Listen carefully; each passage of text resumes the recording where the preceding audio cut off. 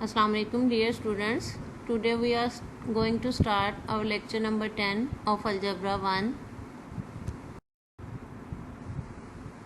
Today's topic is cyclic group.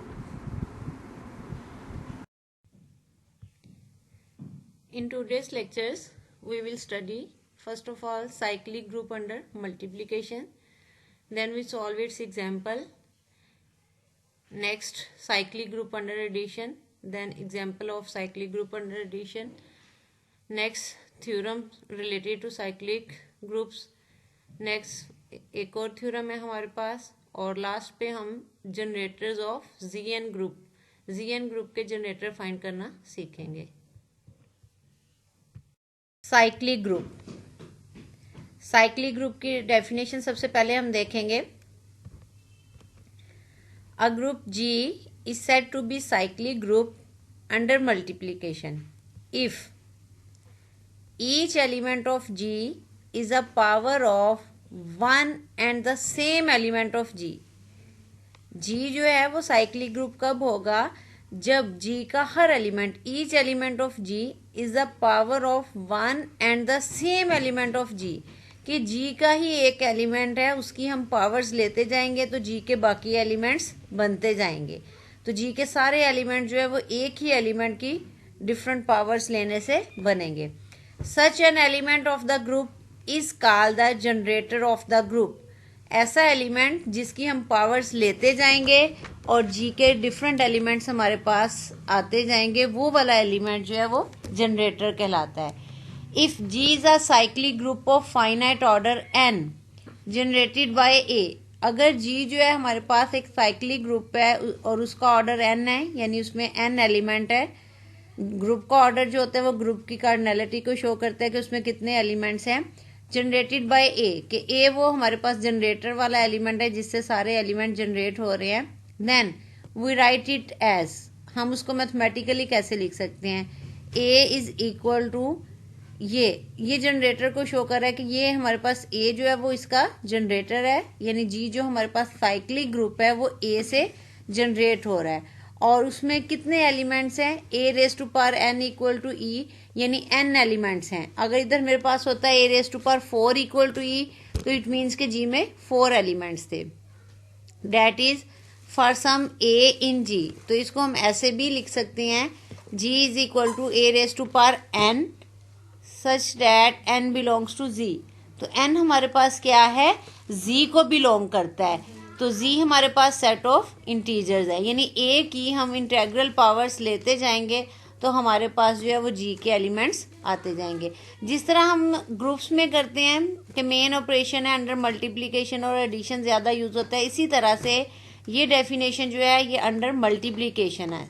इसी तरह से अंडर एडिशन की भी हम डेफिनेशन पढ़ेंगे। पहले इसकी एक एग्जाम्पल देख लेते हैं। एग्जाम्पल है हमारे पास show that the group C4 is equal to 1 -1 iota minus iota is a cyclic group under multiplication. ये हमारे पास एक ग्रुप है C4 अंडर मल्टीप्लिकेशन, इसको हम ऑलरेडी प्रूव कर चुके हैं। C4 is a group under multiplication. अब हमने ये शो कराना है it is a cyclic group. तो सॉल्यूशन स्टार्ट करते हैं। We observe that each element of G is a power of iota that is C4 is equal to iota square. हमें पता है अयोटा स्क्वायर क्या होता है -1, तो ये first element iota as it is आ जाएगा। Second element iota square which is equal to -1। Third element है हमारे पास अयोटा क्यूब। अयोटा क्यूब जो है हमारे पास अयोटा स्क्वायर इंटू अयोटा की फॉर्म में लिखा जा सकता है। अयोटा स्क्वायर -1 होता है और जो अयोटा है वो माइनस अयोटा बन जाएगा। उसके बाद iota 4 can be written as iota square का स्क्वायर, तो वो -1 का स्क्वायर +1 बन जाएगा। तो ये देखिए ये चारों एलिमेंट जो हैं यही C4 के एलिमेंट हैं। 1 -1 अयोटा माइनस अयोटा, तो ये देखें ये इधर 1 है, ये -1 अयोटा और माइनस अयोटा, यानी C4 के सारे एलिमेंट्स जो हैं वो अयोटा की पावर्स हैं। अयोटा की 1 पावर 2 3 4, तो हमारे पास C4 जो है वो अयोटा से जनरेट हो रहा है. Iota is a generator of C4. So iota is a generator of C4. Similarly, each element of C4 is a power of minus iota. अब हम ये भी ऑब्जर्व कर रहे हैं कि C4 के जो एलिमेंट हमें गिवन है वो सारे एलिमेंट्स जो हैं वो माइनस अयोटा की पावर्स लेने से भी आ रहे हैं.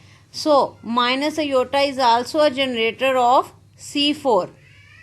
This shows that a cyclic group may have two generators. जी स्टूडेंट्स, ये ज़रूरी नहीं है कि एक साइक्लिक ग्रुप का एक ही जनरेटर होगा, एक से ज़्यादा जनरेटर भी हो सकते हैं. जैसा कि आपने इसी एग्जाम्पल में देखा कि C4 जो है अयोटा से भी जनरेट हो रहा है और माइनस अयोटा से भी. तो इसके दो जनरेटर हैं हमारे पास.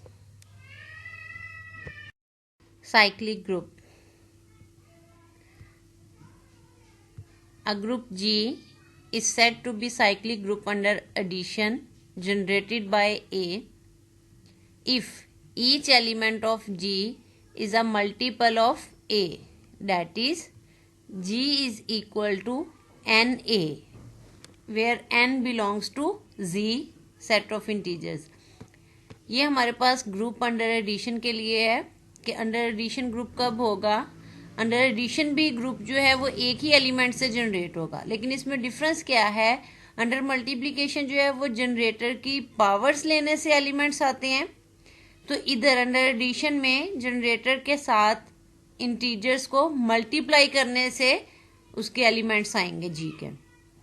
तो उधर हमारे पास a raise to power n था और इधर हमारे पास जो है वो NA है. तो ये हमारे पास बस इतना सा डिफरेंस है अंडर मल्टीप्लिकेशन और अंडर एडिशन. जिस तरह हम ग्रुप के एलिमेंट्स का ऑर्डर निकालते थे ना अंडर एडिशन और अंडर मल्टीप्लिकेशन, सेम उसी तरह से ये हमारे पास साइक्लिक ग्रुप का क्राइटेरिया है. अंडर मल्टीप्लिकेशन जो है वो जनरेटर की पावर्स लेते जाएं तो एलिमेंट्स आते जाते हैं, और अंडर एडिशन जो है जनरेटर के साथ हम इंटीजर्स को मल्टीप्लाई करते जाएं तो इसके एलिमेंट्स आते जाएंगे. नेक्स्ट एक एग्जाम्पल भी देख लेते हैं अंडर एडिशन के अकॉर्डिंग. Show that the set of integers Z is a cyclic group under addition. Solution इसका स्टार्ट करते हैं. We observe that each element of Z is a multiple of 1. ये हमारे पास सेट ऑफ इंटीजर्स हैं. अब हम देख रहे हैं इसका हर एलिमेंट जो है वो 1 का मल्टीपल है. 1 को हम जब 1 से मल्टीप्लाई करेंगे 1 आ जाएगा, 2 से मल्टीप्लाई करेंगे 2, 3 से मल्टीप्लाई करेंगे 3, 4 से मल्टीप्लाई करेंगे 4. तो हमारे ये सारे सेट ऑफ इंटीजर्स के एलिमेंट जो हैं वो 1 के मल्टीपल हैं.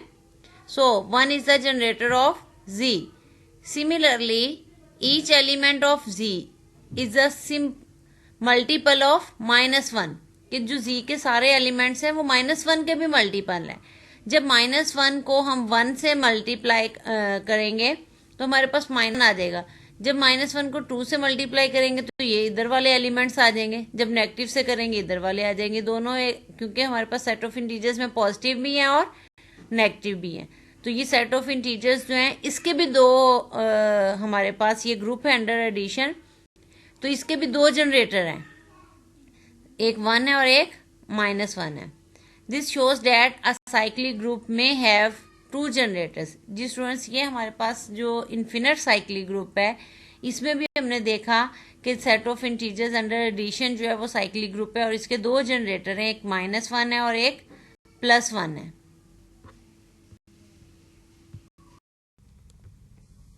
जी स्टूडेंट्स, नेक्स्ट हमारे पास थ्योरम है. Every cyclic group is abelian, यानी कोई भी जो साइक्लिक ग्रुप है वो अंडरस्टूड है कि वो अबिलियन होगा. इसको अब हम आज प्रूव करेंगे. Let G be a cyclic group generated by A. G हमारे पास एक साइक्लिक ग्रुप है, साइक्लिक ग्रुप का जनरेटर जिसका A है. Let X Y belongs to G. G के हमने 2 एलिमेंट ले लिए, एक X और एक Y. Then there exist integers K and M such that X equal to A raise to power K. क्योंकि G साइक्लिक ग्रुप है, X अगर इसका एलिमेंट है तो ये जनरेटर की पावर लेने से ही आया होगा. तो वो हमने लेट कर लिया कि K पावर लेने से जनरेटर की k पावर लें तो x एलिमेंट बनता है। सिमिलरली y भी g का एलिमेंट है, तो ये भी जनरेटर की कोई पावर लेने से आएगा। वो हमने लेट कर लिया कि वो पावर m है, यानी y is equal to a raise to power m। Now consider x y. अब हमने ये प्रोडक्ट कंसीडर कर ली एक्स वाई, साइक्लिक ग्रुप के दो एलिमेंट लिए एक्स वाई। तो अगर ये वाई एक्स के इक्वल निकल आए तो इट मीन्स कि हमने आर्बिट्रेरी दो एलिमेंट लिए एक्स वाई और वो वाई एक्स बन गया। देन जो है ये ग्रुप हमारे पास अबिलियन होगा, कॉम्यूटेटिव लॉ होल्ड कर जाएगा ना। अब हमने एक्स और वाई लिया, एक्स की वैल्यू हमारे पास है ए रेज टू पावर के, वाई की वैल्यू हमारे पास है a raise to power M. अब ये हमारे पास बेसिक रूल है, बेस सेम हो पावर्स ऐड हो जाएंगी, ये हमारे पास आ जाएगा ए रेज टू पावर के प्लस एम।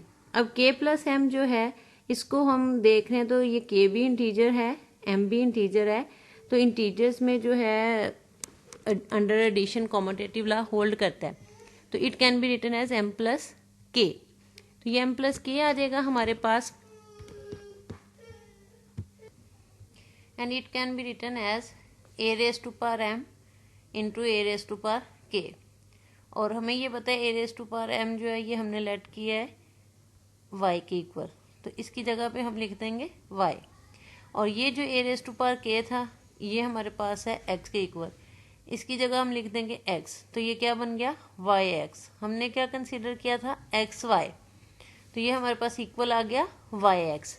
तो इसका क्या मतलब हुआ कि हमारे पास कोई से भी दो एलिमेंट हमने लिए साइक्लिक ग्रुप के x y equal to y x, तो कोई भी साइक्लिक ग्रुप जो होगा वो अबिलियन होगा। अब हमारे पास एक थ्योरम है, एवरी सब group of a cyclic group is cyclic. Cyclic group का जो भी सब ग्रुप होगा वो इटसेल्फ जो है वो साइक्लिक होगा। अब हम इसको प्रूव करते हैं। लेट जी बी आ साइक्लिक ग्रुप। जी हमने एक साइक्लिक ग्रुप ले लिया, साइक्लिक ग्रुप है तो सारी बात है वो किसी एक एलिमेंट से जनरेट होगा, जनरेटेड बाय ए। तो ए जो है वो जी का जनरेटर है, जी साइक्लिक ग्रुप है, यानी जी के अंदर सारे एलिमेंट्स जो हैं वो ए की पावर्स की फॉर्म में होंगे। तो every element of G is a power of a, ये हमें पता है। लेट एच बी आ सब ग्रुप ऑफ जी। अब हमने जी का एक सब ग्रुप लिया है एच, तो अब हमने प्रूफ ये करना है कि एच भी साइक्लिक है, यानी ए के एलिमेंट जो हैं वो भी किसी एक फिक्स जनरेटर की पावर्स हैं। वैसे जी एच के अंदर जो एलिमेंट है वो जी के एलिमेंट हैं, वो सारे ए की पावर्स तो होंगी, लेकिन वो इटसेल्फ अगर हमने साइक्लिक प्रूफ करना है तो हमने ये प्रूफ करना है कि एच के सारे एलिमेंट्स का भी जनरेटर एक कोई ना कोई एक जनरेटर है। तो स्टार्ट करते हैं। अभी तो हमने सिर्फ ये बताया जी साइक्लिक ग्रुप है जो कि ए से जनरेट हो रहा है और एच उसका सब ग्रुप है। Let H contains positive and negative powers of a, कि जो एच सब ग्रुप है उसमें जी की पॉजिटिव पावर्स भी हैं और नेगेटिव पावर्स भी हैं। ए raise to power k belongs to H where के is a least positive integer. हमने एक एलिमेंट लिया है एच का, ए रेज टू पावर के। एच टू के जी का सब ग्रुप है, तो एच के अंदर जितने भी एलिमेंट हैं वो जी के हैं तो वो ए की पावर में ही होंगे, तो उनमें हम कह देते हैं कि जो ए रेज टू पावर के है एच का एलिमेंट वो के सबसे छोटी पावर है, लीस्ट पॉजिटिव इंटीजर है के जो है, यानी बाकी जितने भी एच के अंदर एलिमेंट होंगे वो के से बड़ी पावर्स होंगी। जी स्टूडेंट्स ये चीज जहन में रखनी है, a raise to power k belongs to H where के is a least positive integer. अब हमने ये जो एच का एलिमेंट लिया है ए रेज टू पावर के, हमने कहा कि के जो है ये सबसे छोटी पावर है, बाकी जितने भी एलिमेंट एच में होंगे वो के से बड़ी पावर्स के होंगे। Let a raise to power m belongs to h be another element of h. अब ये एच का हमने कोई और आर्बिट्रेरी एलिमेंट जो है वो कंसीडर कर लिया, तो अभी इधर हम लेट करके हैं कि ए रेज टू पावर के जो है वो के लीस्ट पावर है, इसका मतलब एम जो है वो के से बड़ी पावर होगी। Then by division algorithm there are unique integers q and r. अब हमने डिवीजन एल्गोरिदम पढ़ा हुआ है कि कोई भी नंबर जो है उसको हम एक्सप्रेस कर सकते हैं दो इंटीजर्स की प्रोडक्ट प्लस थर्ड इंटीजर। तो m चूंकि ये k से बड़ा है, m can be written as k q plus r. तो ये नेक्स्ट हम देखते हैं इसको।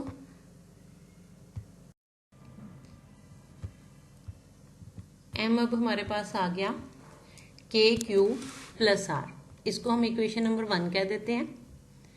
अब दोनों तरफ बेस ए ले लेते हैं, a raise to power m will be equal to a raise to power k q plus r.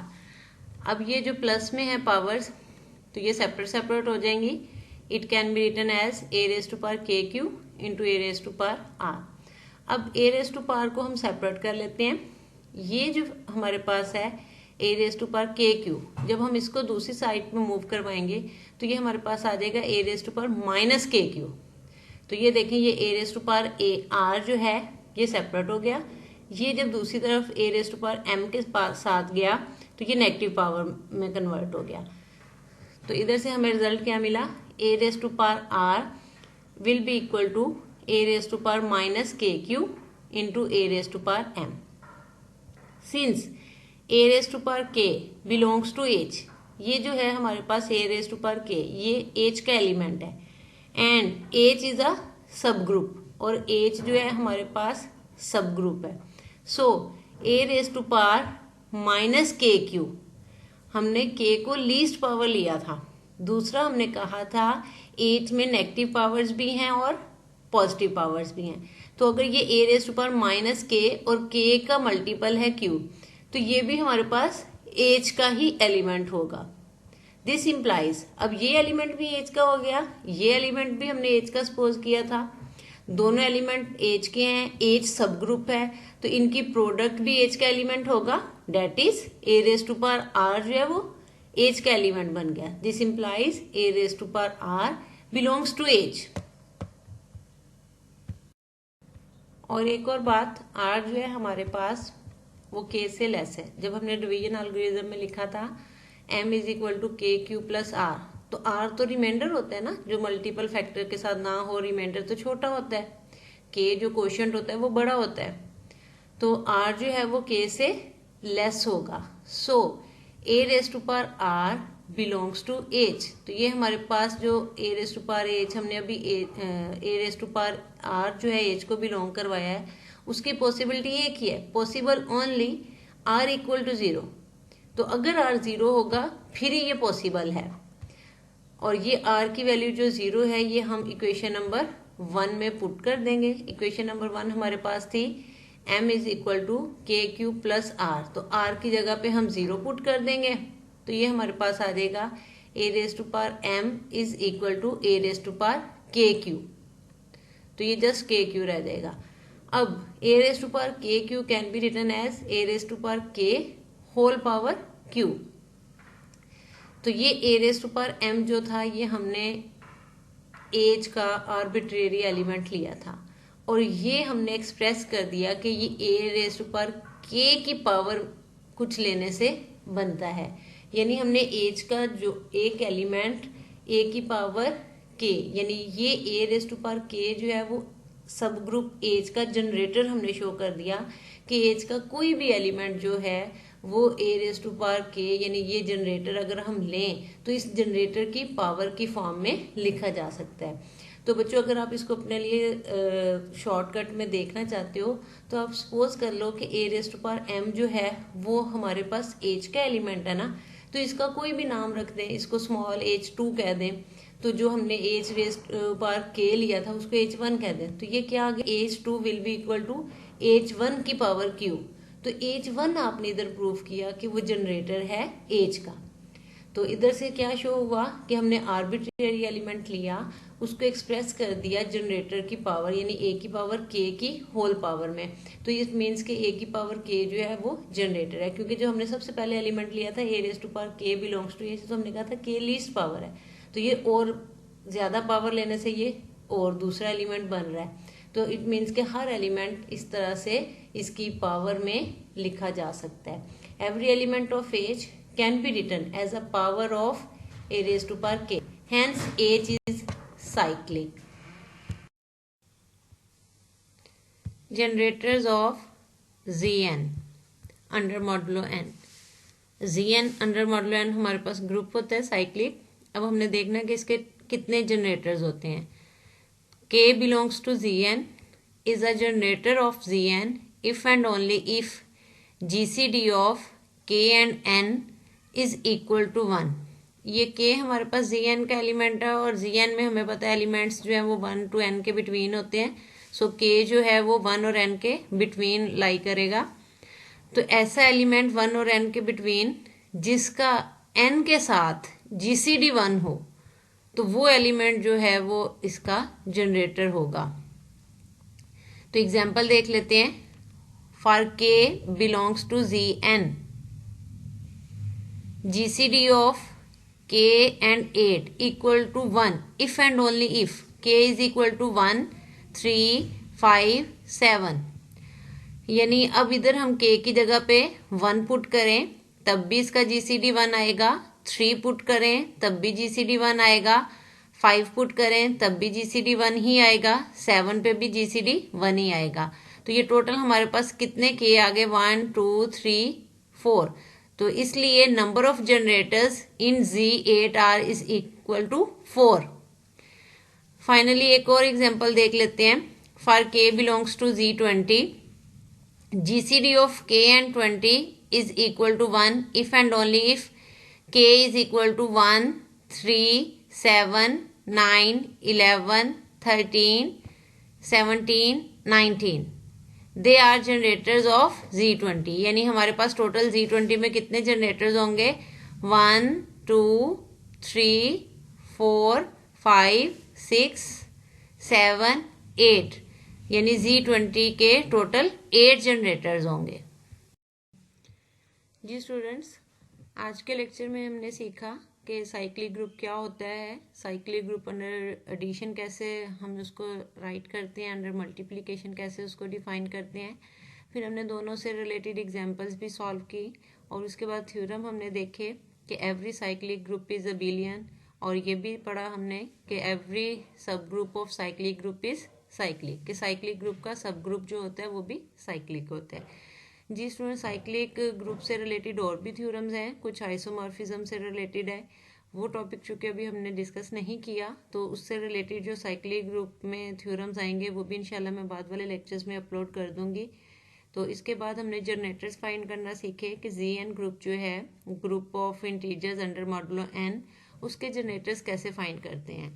तो उम्मीद है कि आज का लेक्चर आपको अच्छे से क्लियर हो गया होगा। कोई भी प्रॉब्लम हो आप कमेंट बॉक्स में कमेंट कर सकते हैं, मुझसे क्लास में पूछ सकते हैं। Thank you.